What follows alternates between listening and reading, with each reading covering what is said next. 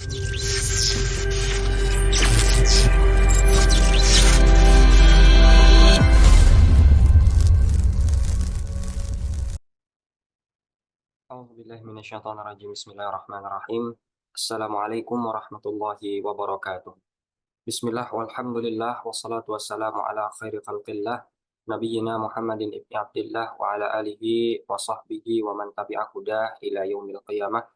Nawaina ta'alluma wa ta'lima wa tadhakkura wa tadhkira wa naf'a wal intifa' wal ifadata wal istifadata wal hasanata masuki bi kitabillahi wa sunnati rasulih wa du'a ila al-huda wa dalalata al khair wa tiwa wajhillahi wa mardatihi wa qurbihi wa thawabihi subhanahu wa ta'ala. Amma ba'du, alhamdulillah pada kesempatan kali ini kita kembali dipertemukan oleh Allah Subhanahu wa taala untuk sama-sama kembali membaca melanjutkan pembahasan kitab Al-Yaqutun Nafis, dan kita sudah masuk pada pembahasan seputar fikih salat. Lebih tepatnya kita sudah dari beberapa pertemuan sebelumnya membahas mengenai rukun-rukun salat. Insyaallah pada pertemuan kali ini kita akan menyelesaikan beberapa rukun sholat yang belum sempat kita bahas pada pertemuan-pertemuan sebelumnya. Kita masuk kepada rukun sholat yang ke-13 ya, dalam versi yang dituliskan oleh Habib Asy-Syatiri. Dari 17 ya kita sudah bahas 12 ya, sehingga kemudian kita masuk kepada yang ke-13 yaitu tasyahud akhir ya, tasyahud akhir. Yang dimaksud dengan tasyahud akhir ini adalah bacaan ya. Pertama, jangan sampai kita salah memahami bahwa yang dimaksud dengan tasyahud itu duduknya, beda. Jadi tasyahud itu adalah bacaan tasyahud.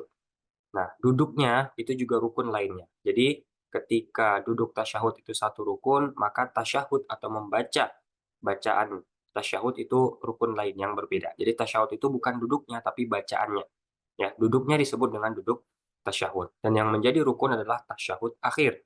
Nah, kriterianya apa tasyahud akhir? Adalah tasyahud yang setelahnya diiringi oleh salam. Sehingga tasyahud yang tidak diiringi oleh salam maka tidak disebut dengan tasyahud akhir, seperti itu. Nah, adapun untuk bacaan tasyahud sendiri ya, minimalnya atau akal ya, paling minimal dianggap sudah sah tasyahud itu adalah 4. Ya, yang pertama adalah at-tahiyatu lillah, yang kedua salamun alaika ayyuhan nabiyyu wa rahmatullahi wa barakatuh. Yang ketiga, salamun alaina wa ala ibadillahis salihin. Dan yang keempat, asyhadu an la ilaha illallah wa asyhadu anna muhammadar rasulullah. Nah, perlu diperhatikan dengan baik ya. Tadi ada beberapa kalimat yang mungkin biasanya kita baca dengan alif lam seperti assalamu alaina, assalamu alaika. Nah, ketika tadi kita bacakan bahwasanya minimalnya cukup dengan salamun alaika atau salamun alaina, maka artinya itu sudah dianggap cukup ya, meskipun tidak menggunakan alif lam. Nanti berbeda dengan salam, ya, di mana kita ketahui nanti dalam pembahasan salam itu harus menggunakan alif lam. Assalamualaikum. Salamun alaikum itu belum cukup sebagai salam. Dan kita akan bahas nanti dalam rukun tersendiri, yaitu rukun mengenai salam ini. Jadi 4 bacaan dengan cara yang tadi kita bacakan itu adalah minimal. Artinya ketika sudah dibaca itu saja, itu sudah dianggap memenuhi kewajiban membaca tasyahud dan dia sudah dianggap sah salatnya, meskipun ya setelah itu dia tidak menyempurnakan tasyahudnya lagi, atau dalam hal ini melanjutkan ke rukun berikutnya lalu salam, maka salatnya sudah dianggap sebagai salat yang sah. Tetapi tentu kita mencoba berupaya untuk membaca atau memberikan yang terbaik bagi kita ya, dalam hal ini yang sempurna, sehingga bacaan yang paling sempurna akmal adalah at-tahiyatul mubarakatus shalawatu at-thayyibatu lillah. Assalamu alayka ayyuhan nabi wa rahmatullahi wa barakatuh. Assalamu alayna wa ala ibadillahis salihin. Asyhadu an la ilaha illallah wa asyhadu anna muhammadan abduhu wa rasuluh. Dan ini saya bacakan dari yang ditulis oleh Syekh Mustafa Abu Hamzah ya, yang beliau tulis dalam kitab Mu'nisul Jalis sebagai syarah dari kitab Al-Yaqutun Nafis. Kemudian dalam permasalahan membaca tasyahud ini kita harus memperhatikan 7 syarat. Dalam hal ini maksudnya adalah ketika tidak terpenuhi salah satu syarat dari yang 7 ini maka tidak sah tasyahud kita. Yang pertama adalah seseorang yang membaca tasyahud harus memperdengarkan bacaan tersebut kepada dirinya. Artinya keluar suara sekira-kira dia bisa mendengar bacaan yang sedang dia baca saat itu. Jadi bukan dibaca dalam hati, dan ini juga sudah pernah kita bahas di banyak rukun qauli sebelumnya ya, di basmalah, takbiratul ihram, dan lain-lain. Nah, maka dalam hal ini tasyahud pun juga begitu, karena tasyahud tidak ada yang jahar, tasyahud semuanya pasti sir, ya, berbeda dengan Al-Fatihah yang ada kondisi jahar, ada kondisi sir, ya. Kalau tasyahud akhir itu semuanya sir. Nah, mau jadi imam, jadi makmum, ya, sholat sendirian, sholat berjamaah, semuanya dibaca sir. Nah, dan kita telah beri batasan bahwasanya minimal sir itu adalah ketika dia bisa mendengarkan apa yang dia baca, minimal untuk dirinya sendiri. Nah, kalau dia baca kemudian dia dengar dan orang lain di sebelahnya mendengar, maka namanya jahar, seperti itu. Itu kriteria sir. Jadi sir itu bukan membaca dalam hati, bahkan hanya menggerak-gerakkan mulut tanpa mengeluarkan suara itu belum dianggap sebagai membaca dalam rukun sholat. Kemudian syarat yang kedua adalah membacanya dalam keadaan duduk, kecuali ada uzur. Maksudnya apa? Tadi sempat kita singgung bahwasanya ada tasyahud bacaan, ada duduk tasyahud. Nah, tasyahud bacaan atau tasyahud akhir yang merupakan bacaan ini harus dibaca ketika duduk tasyahud. Ya, artinya kalau dibaca tidak pada duduk tasyahud, maka itu belum memenuhi syarat membaca tasyahud akhir, ya, sehingga harus baca lagi tasyahud akhir. Nanti ada pembahasan misalkan seperti apa? Ketika kita misalkan sujud terakhir, misalnya sujud terakhir sebelum duduk tasyahud, kita sudah baca tasyahud akhir misalkan seperti itu. Apakah nanti ketika duduk, ya, ini kita akan bahas nanti apakah sah tidak sahnya sholatnya dalam pembahasan tertentu. Tapi intinya dia sudah baca ketika sujud. Nah, ketika duduk tasyahud akhir, apakah dia harus baca lagi? Jawabannya tetap harus baca. Kenapa? Karena belum tempatnya atau bukan tempatnya. Ya, tempat tasyahud akhir adalah ketika duduk tasyahud, sehingga harus dibaca ketika duduk kecuali ada uzur. Maksudnya apa? Artinya mungkin dalam hal ini adalah orang tersebut sholat tidak bisa dalam keadaan berdiri atau duduk, sehingga ketika apa namanya sholatnya berbaring mungkin, ya, atau terlentang, sehingga ya tidak mungkin dia tiba-tiba duduk. Kalau misalkan dia bisa duduk, itu dia akan sholat duduk dari awal, dan sudah pasti tasyahud, duduk tasyahudnya pun adalah dengan cara duduk seperti itu. Kemudian yang ketiga adalah membacanya dengan bahasa Arab, ya, artinya dengan lafaz yang tadi kita bacakan, yang kita sebutkan, jika mampu, ya, meskipun harus belajar terlebih dahulu, ya, dan jika tidak maka bisa diterjemahkan dengan catatan bukan kemudian dia santai-santai terus-terusan seperti itu. Dia harus terus belajar, ya, menghafal, ya, atau mungkin dalam hal ini memahami juga apa yang dia baca sampai benar-benar dia bisa membaca dengan baik dengan bahasa Arab, lafaz-lafaz tasyahud. Kemudian syarat yang keempat adalah adamus sharif. Nah, tidak membacanya karena sesuatu niat yang lain. Jadi memang murni karena membaca tasyahud akhir. Dan ini sempat kita bahas, ya, syarat adamus sharif ini di banyak rukun. Ya, kalau kita melakukan atau melafazkan sesuatu yang kebetulan sama bacaannya antara kewajiban sholat, ya, atau gerakannya sama dengan gerakan sholat, dengan gerakan di luar sholat atau bacaan di luar sholat, dan niat kita ketika itu bukan untuk sholatnya tapi karena ada sesuatu yang lain, maka itu belum cukup dianggap sebagai gerakan rukun sholat, tetapi atau bacaan rukun sholat, ya, sehingga kita harus ulang baca lagi. Ya, misalkan kita punya kebiasaan membaca zikir seperti itu, terus kita baca dengan niat zikir, bukan dengan niat apa namanya bacaan sholat, maka tentu nanti akan belum cukup, ya, itu sebagai bacaan sholat. Kemudian yang kelima harus al-mualah, ya, al-mualah artinya selesai satu kalimat atau satu kelompok kalimat, lalu kemudian lanjut ke berikutnya. Tadi kita katakan ada 4 minimal, ya, 4 itu nanti masing-masing ada penyempurna-penyempurnanya, ya, setelah selesai satu lanjut kedua, setelah dua, tiga, ya, kemudian tiga, terakhir lanjut kepada 4. Nah, mualah ini kriterianya adalah tidak apa namanya, tidak lama berhenti antara dua hal, yang mana itu tidak ada unsur kesengajaan juga. Artinya kalau berhentinya sebentar tapi sengaja, ya tetap itu dianggap sebagai tidak mualah. Maka lebih baik tidak ada jeda sama sekali, atau dalam hal ini jedanya hanya sekedar mungkin bernafas atau jeda-jeda normal yang tidak disengaja, seperti itu. Kemudian syarat yang keenam adalah tidak mengganti lafalnya, ya, terutama yang wajib, ya, yang merupakan minimal, ya, dengan sesuatu yang lain meskipun maknanya sama. Contoh seperti kata nabi diganti dengan rasul. Ya, misalkan ayyuhan nabi diganti dengan ayyuhar rasul. Ya, begitupun sebaliknya kata rasul diganti dengan nabi misalkan. Maka itu tidak diperbolehkan atau tidak memenuhi syarat daripada tasyahud. Dan syarat yang terakhir yang ketujuh adalah menjaga, memperhatikan bacaan dari setiap huruf, setiap kalimat, ya, setiap kata dan setiap tasydid, ya. Karena kehilangan satu tasydid berarti menghilangkan satu huruf. Artinya kalau dia harus ada 2 huruf karena tasydid, dibaca cuma satu, maka belum cukup tasyahudnya. Ya, belum cukup tasyahudnya, sehingga dia harus baca tasydidnya. Perhatikan dengan baik hal-hal yang semacam itu. Kemudian yang ke-14 daripada rukun sholat adalah duduk tasyahud. Dan ini sudah kita singgung tadi, bahwasanya duduk tasyahud ya adalah duduk yang setelahnya diiringi oleh salam ya, sebagaimana tasyahud akhir, bacaan tasyahud yang setelahnya diiringi oleh salam. Maka duduk tasyahud pun itu adalah duduk ya, terutama duduk tasyahud akhir ya yang dimasukkan di sini. Al-qu'udu fihi maksudnya adalah duduk untuk tasyahud akhir, bukan hanya duduk tasyahud biasa. Karena duduk tasyahud itu ada duduk tasyahud awal, ada duduk tasyahud akhir, dan yang dimasukkan dalam hal ini sebagai rukun adalah duduk tasyahud akhir yang setelahnya diiringi oleh salam. Kemudian yang ke-15 daripada rukun salat adalah membaca shalawat kepada Nabi Muhammad SAW. Fihi ya, fihi artinya ketika kondisi duduk tasyahud tadi. Jadi ketika duduk tasyahud itu yang dibaca adalah pertama tasyahud akhir, kemudian dilanjutkan dengan shalawat Nabi, dan nanti seterusnya dilanjutkan dengan salam. Dan semua itu dilakukan dalam kondisi masih dalam keadaan duduk, ya duduk tasyahud. Sebagaimana ketika berdiri, takbiratul ihram saat berdiri, kemudian niatnya juga saat berdiri, lalu kemudian membaca Al-Fatihah juga saat berdiri seperti itu. Jadi itu nanti ada beberapa rukun yang harus syaratnya itu muqaranah. Dalam hal ini dilakukan dalam kondisi itu, tidak bisa sebelumnya. Ya, jadi misalkan tidak bisa niat dulu, kemudian takbiratul ihram baru berdiri, kemudian baca Al-Fatihah, nggak bisa. Tapi harus sudah dalam keadaan berdiri. Begitupun dalam hal tasyahud akhir ini sudah dalam keadaan duduk dan semuanya dibaca dalam keadaan duduk tersebut. Nah, adapun akal atau minimal bacaan wajib dalam salawat Nabi ini adalah Allahumma shalli ala Muhammad. Maka ketika bacaan itu sudah dibaca, maka sebenarnya sudah dianggap sah salat seseorang atau sudah cukup ya minimal kewajiban daripada rukun yang ke-15 ini. Tapi kalau ingin menyempurnakan maka bisa sempurnakan dengan salawat Ibrahimiyah yang mungkin sudah kita hafal semua.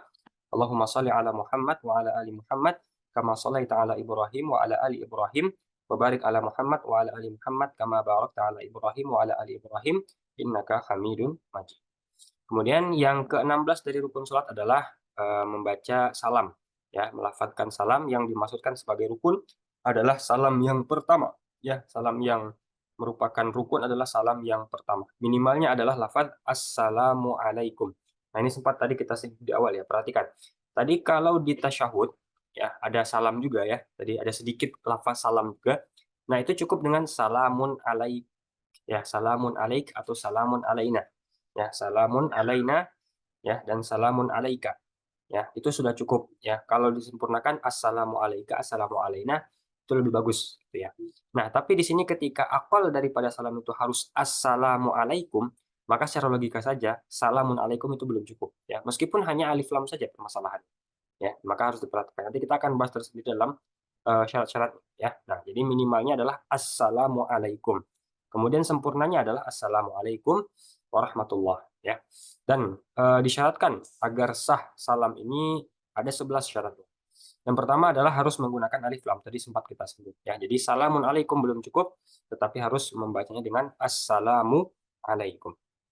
Kemudian yang kedua dan sekaligus juga rukun yang syarat yang ketiga adalah menggunakan domir mukhatab lalu kemudian menggunakan mim jama'. Jadi dalam hal ini domirnya adalah domir antum ya.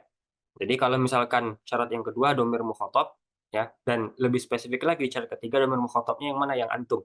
Gitu. Jadi kalau misalkan tidak memenuhi syarat kedua berarti tidak menggunakan domir mukhatab. Contohnya assalamu alaihim, assalamu alaina, maka itu tidak dianggap cukup salamnya, tapi harus menggunakan domir mukhatab. Domir mukhatab pun harus yang domirnya adalah domir antum ya, dalam hal ini adalah menggunakan mim jama'. Maka assalamu alaikunna, assalamu alaika, assalamu alaiki itu belum dianggap cukup, tetapi harus menggunakan assalamu alaikum. Kemudian syarat berikutnya adalah harus wasal ya, menyambung satu kata ya, assalamu dengan alaikum ya, tidak dibatasi dengan kalimat-kalimat lain yang asing yang sekiranya dapat mengubah makna atau dapat memberi jeda antara dua kalimat tersebut. Ya, meskipun masih dianggap sah ya ketika misalkan seseorang melafalkan assalamul hasanu alaikum atau assalamut tamu alaikum. Namun yang lebih sempurna adalah mencukupkan sebagaimana tadi yang telah kita sebutkan ya, sesempurnanya salam adalah assalamualaikum warahmatullah ya. Jadi lebih utama adalah wasal. Jadi setelah assalamu langsung lafaz alaikum seperti itu ya, karena nanti kalau ditambahkan dengan kalimat-kalimat asing dikhawatirkan kalimat tersebut nanti dapat mempengaruhi keabsahan bacaan salam. Kemudian syarat yang berikutnya, yang kelima adalah harus mualah, ya. Jadi setelah kalimat pertama langsung lanjut kepada, yang kedua. Jadi kalau wasal artinya antara yang pertama dan kedua itu, apa istilahnya, nyambung, tidak dipisah oleh yang lain. Tapi kalau mualah, yang satu dengan yang kedua itu juga, beriringan. Jadi setelah satu selesai lanjut yang kedua. Nah, kriteria tadi yang tidak mualah apa? Tadi sudah kita singgung ya. Kalau seseorang itu diam lama antara 2 kata, itu berarti tidak mualah. Mau dia niat ataupun tidak niat, sengaja ataupun tidak sengaja. Nah, tapi bagaimana kalau diamnya sebentar? Kalau dia tidak sengaja maka tetap sah, tapi kalau apa namanya, ada kesengajaan meskipun sebentar sukutnya, diamnya, maka itu tetap dianggap tidak mualah. Artinya, dharra ya istilahnya dalam istilah kitabnya, artinya mempengaruhi keabsahan, salam, seperti itu. Kemudian syarat yang keenam adalah kondisi, membaca salam saat itu masih menghadap kiblat, artinya masih dalam kondisi sholat, artinya belum selesai sholat ya.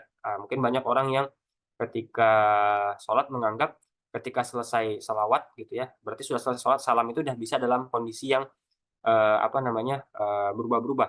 Nah, yang keenam ini syaratnya lebih kepada menghadap kiblatnya. Artinya ketika kita membaca salam itu yang menjadi patokan hadap kiblat apa? Kan dada ya, dada kita masih menghadap kiblat. Jadi jangan sampai kemudian ketika kita masih membaca salam yang pertama yang merupakan rukun, dada ini sudah berubah arah, bukan lagi ke arah kiblat. Ya, jadi misalkan kita sampai terlalu, salam ke kanan tapi terlalu gitu, terlalu jauh sehingga tidak lagi menghadap kiblat. Nah, itu yang dimaksudkan dalam syarat yang keenam ini. Jadi yang bergerak hanyalah kepala memalingkan ke kanan ke kiri tapi tidak dengan dada. Dada tetap dalam keadaan menghadap kepada kiblat. Itu syarat yang keenam. Kemudian syarat yang ketujuh adalah tidak memaksudkan ya, salam tersebut dengan sesuatu yang, lain. Jadi misalkan contoh, ya kita sholat di rumah, di depan pintu misalkan ya, kemudian ada orang lewat, kita ingin menyapa, kita baca "Assalamualaikum". Nah, niat itu dalam hal ini bukan untuk salam penutup sholat kan, tapi ingin menyapa orang, maka itu namanya shorif. Ada niat lain yang dimaksudkan dalam, lafaz tersebut. Meskipun bacaannya sama dan persis, tidak bisa dia anggap cukup, dia harus ulang baca salamnya, yang diniatkan memang murni adalah untuk mengakhiri sholatnya, dalam hal ini adalah tahallul istilahnya. Ya, kemudian yang kedelapan adalah dalam keadaan masih duduk. Jadi bukan berarti setelah sholat Nabi bisa berdiri kemudian salam langsung ketika berdiri, tidak bisa. Harus sempurnakan salam selesai, baru dianggap sholat selesai, baru dia bisa berdiri dan lain sebagainya. Kemudian yang kesembilan, dan ini syarat juga bagi semua rukun qauli, yaitu memperdengarkan untuk dirinya sendiri minimal. Ya, jadi ketika disirkan pun ya minimal dia sendiri bisa mendengarnya, bukan hanya gerak-gerak mulut atau bukan dibaca di dalam hati. Kemudian yang ke-10 adalah tidak menambah atau mengurang, lafaz salam ini yang sekiranya dapat mengubah makna. Dan tadi sudah kita contohkan ya beberapa hal yang diperbolehkan dan beberapa yang mungkin tidak diperbolehkan. Dan yang terakhir yang ke-11 adalah menggunakan bahasa Arab sebagaimana tadi lafaz yang kita contohkan, dan jika tidak mampu maka dia bisa menerjemahkan, tapi tetap harus terus bersungguh-sungguh belajar ya, sehingga dia tidak terus-terusan ya mengambil rukhsah, mengambil keringanan mentang-mentang dia tidak bisa atau tidak mampu untuk membaca lafal Arab ya, tapi dia harus terus belajar sampai dia nanti mampu untuk membacanya dengan baik dan benar. Dan rukun salat yang ke-17 atau yang terakhir adalah tertib. Ya, dan tertib yang dimaksudkan di sini adalah, tertib selain pada, apa namanya, rukun-rukun yang dipersyaratkan harus muqaranah. Maksudnya apa? Kalau tadi kita katakan rukun salat 16 ya, selain tertib yang ke-17 ini, ya kita tertibkan harus berurutan. Jadi satu dulu baru dua, dua baru tiga, empat. Maka salatnya akan aneh. Yang pertama niat, ya artinya apakah ketika sedang duduk boleh niat dulu? Ya, sholli fardhol maghribi misalkan. Kemudian nanti setelah itu dia takbiratul ihram, Allahu akbar. Kemudian yang ketiga berdiri, baru dia berdiri yang ketiga. Itu kan tertib namanya. Nah, jadi yang dimaksudkan bukan semacam itu. Tertib ini adalah ya pada selain apa namanya, rukun-rukun yang dipersyaratkan untuk, muqaranah. Nah, apa saja yang rukun muqaranah tadi? Tadi ya, niat, takbiratul ihram, dan berdiri, itu harus muqaranah. Artinya, ketika niat sudah harus berdiri, ya ketika takbiratul ihram sudah harus berdiri juga, dan niatnya ketika takbiratul ihram itu muqaranah, itu sudah dianggap satu kesatuan. Begitupun ketika membaca Al-Fatihah dan berdiri. Nah, itu satu kesatuan, bukan Al-Fatihahnya sendiri bisa duduk, kemudian berdiri juga rukun, enggak, itu satu kesatuan, ya. Nah, kemudian juga misalkan ketika duduk tasyahud akhir kan, tasyahud akhir, membaca tasyahudnya itu satu kesatuan. Kemudian membaca selawat Nabi dan duduk tasyahud akhir tadi itu satu kesatuan, membaca salam dan duduk tasyahud akhir juga satu kesatuan. Maka itu tidak dimaksudkan berurut harus boleh ini dulu, kemudian ini, ya itu nanti akan aneh sholatnya yang seperti itu, ya. Nah, di luar daripada yang harus muqarrah tadi barulah harus berurut. Artinya, niat takbiratul ihram dan berdiri itu mendahului harus lebih dahulu dibandingkan dengan Al-Fatihah dan berdirinya. Karena itu sudah kita anggap satu paket, ya. Ruku' dulu kemudian baru i'tidal, ya. Bukan sujud dulu baru ruku', tapi ruku' dulu, i'tidal baru sujud. Begitupun sujud duduk di antara 2 sujud, kemudian sujud lagi, ya, dan, lain sebagainya. Itu contoh-contoh daripada rukun-rukun yang harus tertib. Begitupun pada, rukun qauliyah, tidak Al-Fatihah dulu kemudian baru takbiratul ihram, tapi takbiratul ihram dulu baru Al-Fatihah. Itu yang dimaksud dengan tertib ya, berurutan. Jadi setelah satu rukun lanjut kepada rukun berikutnya yang seharusnya bukan dibalik-balik 2 jadi satu jadi 2 dan seterusnya ya, kecuali pada rukun yang memang mempersyaratkan muqaranah, maka tidak bisa tertib ya. Jadi kalau muqaranah tadi seperti niat, takbiratul ihram dan berdiri, itu harus satu kesatuan 3. Ya nggak bisa ditertib, kalau ditertib kan niat dulu kemudian takbiratul ihram baru berdiri kan aneh sholatnya nanti. Nah, ini harus muqaranah, begitupun tadi yang kita contohkan yang lain-lainnya, seperti itu, ya. Oke, nanti kita akan bahas juga, beberapa hal lain yang masih berkaitan dengan rukun di bab-bab lainnya akan dimasukkan dalam pembahasan-pembahasan berikutnya. Maka dengan demikian, setelah kita membahas tertib yang merupakan rukun ke-17 daripada rukun sholat, maka berakhir juga pembahasan kita seputar rukun-rukun sholat, dan insya Allah pada pertemuan berikutnya, kita sudah masuk kepada pembahasan di bab baru ya atau subbab baru mengenai syarat sah salat. Wallahu a'lam, kita cukupkan pada pertemuan kali ini dengan pembahasan rukun salat. Naktafi bihadzal qadar. Wassallallahu ala sayyidina Muhammadin wa ala alihi washabbihi wasallam. Walhamdulillahirabbil alamin. Akhirul kalam. Wabillahi taufiq wal hidayah. Wassalamualaikum warahmatullahi wabarakatuh.